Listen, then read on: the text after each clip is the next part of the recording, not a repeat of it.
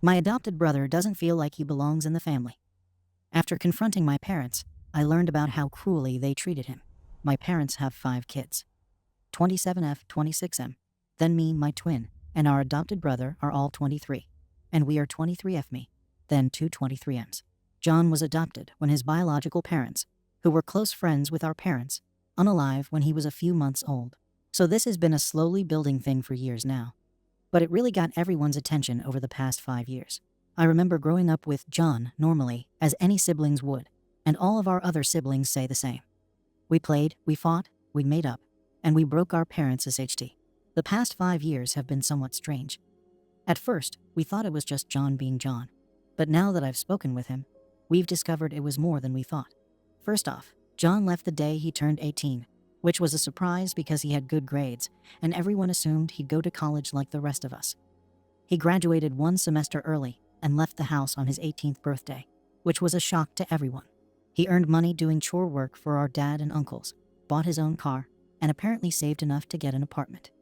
It was weird, and my parents were sad. But more than that, they were proud and happy for him. Dad offered John money to help him start out on his own.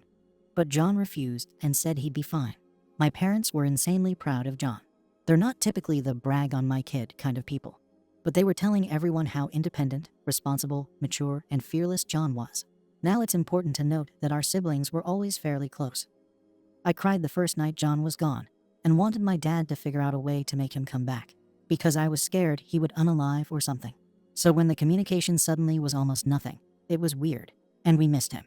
But our parents said that he was busy working and taking care of himself, and that when he'd settled and figured things out, he'd be back to his normal self. It never happened though, and he also stopped really talking to them. He'd talk to us about birthdays and holidays, but even then, it was strange.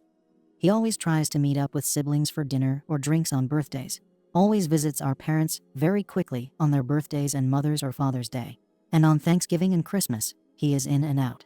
For example, our older brother was the only one there when John was there for Mom's most recent birthday, and he said John was very clinical, and that it felt more like a soldier was paying respect to a commanding officer than anyone visiting their parents. One thing about this that stood out was that John talked to our mom, dad, and brother about a lot going on in his life.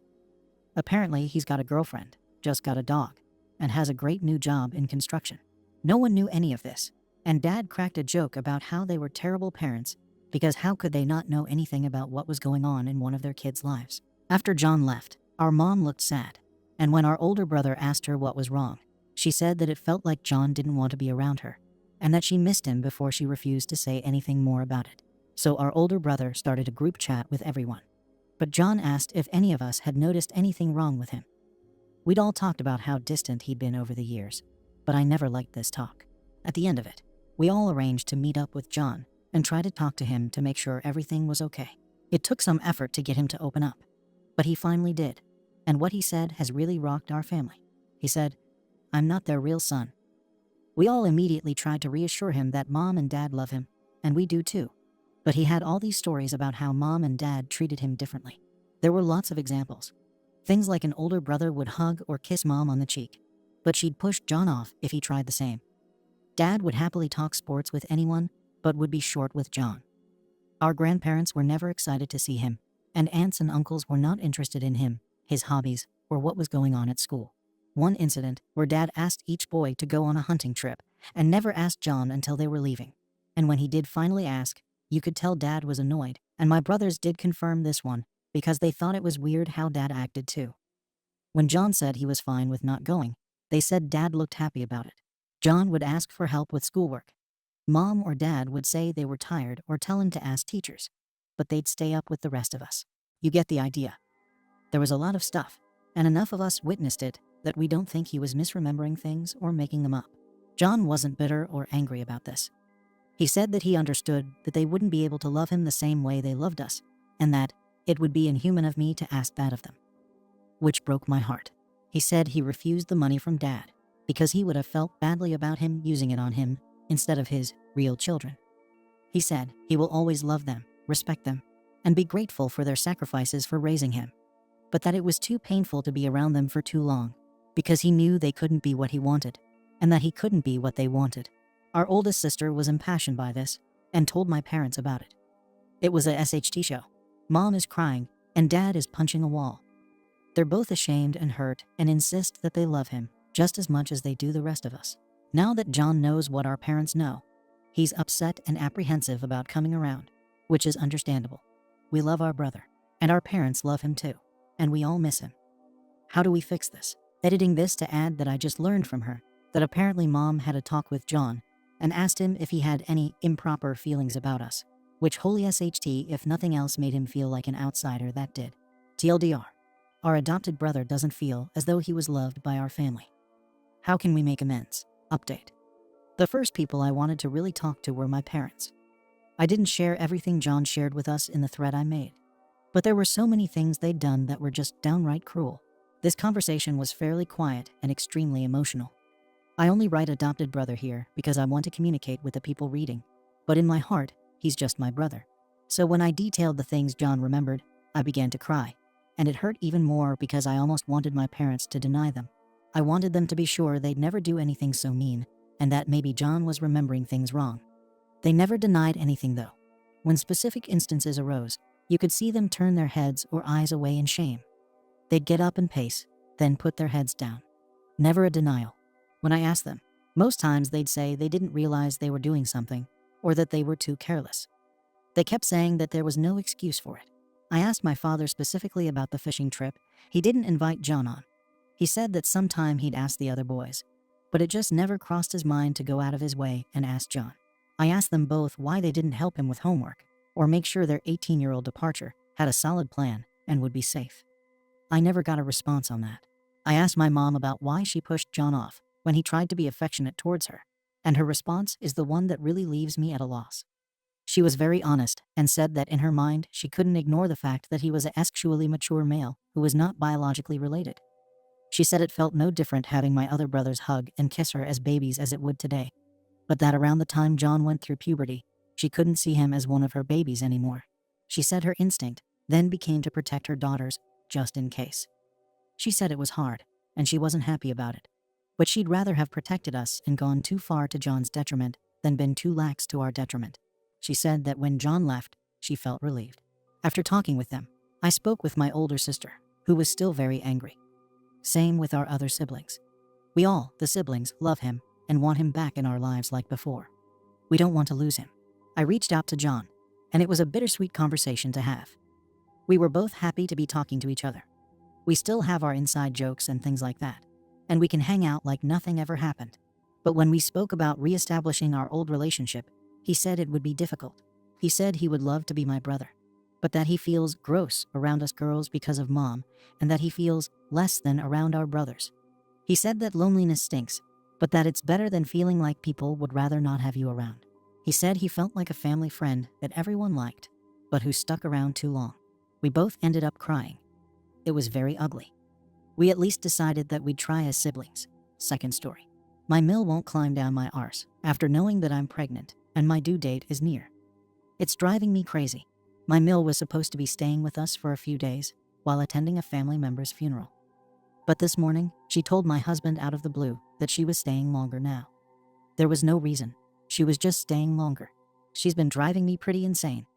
She questions everything I ask my kids to do too loudly, while the youngest one naps and decides to play with kids before they head off to school, which makes them late.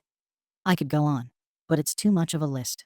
After my husband left, I took the older kids to school and went to work this morning. She let it slip. She knew I was having contractions. Just from the way I found her hanging out in the hallway when I opened our bedroom door, I was kind of suspicious that she may have been listening to what I said. She's tried making it to the other births in the past with the other kids, but hasn't made it in time. This is after we have told her we don't want her there. But with my luck, this baby has to be early and have the one woman who has been driving me insane this whole week stay longer. I've told her it's best she go back. We have a birth plan set up, and she has a job and husband for her at home. She keeps saying she will think about it, but then says that stuff can wait. My husband tried to talk to her about it, but she isn't budging. She follows me everywhere, like a little puppy. And the only time I'm away from her is in my own bedroom or bathroom, or like right now in bed. I know it may seem like a good idea for her to stay around to watch the other kids, but I know she will try to find a way out of doing that. I already have my cousin doing that anyway. Update.